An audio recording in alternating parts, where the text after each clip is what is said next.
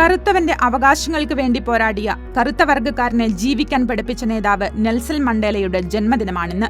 ലോകത്ത് വർണ്ണവംശ വിവേചനം നിലനിൽക്കുന്ന കാലത്തോളം നെൽസൺ മണ്ടേലയും അദ്ദേഹത്തിന്റെ ആശയവും പ്രസക്തമാകും. പാർശ്വവൽക്കരിക്കപ്പെട്ട ഒരു വലിയ സമൂഹത്തിന് സ്വപ്നങ്ങൾ നൽകിയ നെൽസൺ മണ്ടേലയുടെ ജന്മദിനം നമ്മെ ഓർമ്മിപ്പിക്കുന്നതും വേർതിരിവിനെതിരെ പോരാടണമെന്ന് തന്നെയാണ്. ലോകത്ത് വർണ്ണവംശവെറി നിലനിൽക്കുന്ന കാലത്തോളം മാഡിബ എന്നറിയപ്പെടുന്ന നെൽസൺ മണ്ടേല ചർച്ച ചെയ്യപ്പെട്ടുകൊണ്ടേയിരിക്കും.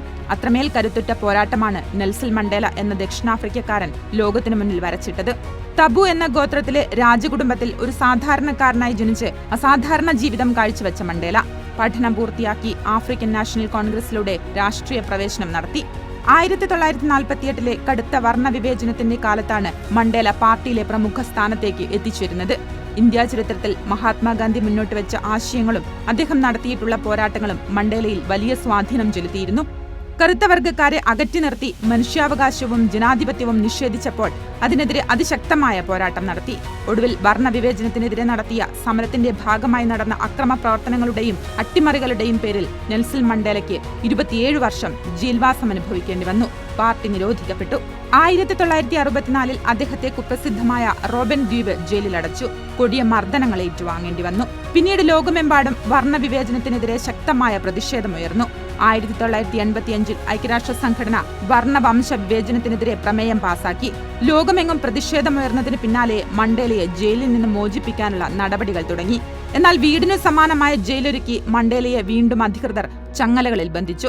അതിശക്തമായ പോരാട്ടം നടത്തിയ മണ്ടേലയെ അദ്ദേഹത്തിന്റെ വംശക്കാർ മുതിർന്നവരെ ബഹുമാനത്തോടെ വിളിച്ചിരുന്ന മാഡിബ എന്ന പേരുകൊണ്ടാണ് പിന്നീടുള്ള കാലം ദക്ഷിണാഫ്രിക്കക്കാർ നെൽസൺ മണ്ടേലയെ ആദരിച്ചത്. വർണ്ണവംശ വ്യത്യാസമില്ലാതെ ദക്ഷിണാഫ്രിക്കയിലെ എല്ലാ വിഭാഗങ്ങളിലുമുള്ള ജനങ്ങളെയും ഉൾപ്പെടുത്തി നടത്തിയ ജനാധിപത്യ രീതിയിൽ നടന്ന തെരഞ്ഞെടുപ്പിൽ വിജയിച്ച മണ്ടേല 1994 മുതൽ 99 വരെ ദക്ഷിണാഫ്രിക്കയുടെ പ്രസിഡന്റായിരുന്നു. 1993 സമാധാനത്തിലുള്ള നൊബേൽ സമ്മാനം ഫ്രെഡറിക് ഡിക്ലെയറിനൊപ്പം പങ്കിട്ടു. 1990 ഭാരതത്തിലെ ഏറ്റവും ഉയർന്ന ദേശീയ ബഹുമതിയായ ഭാരതരത്ന പുരസ്കാരം നൽകി ആദരിച്ചു.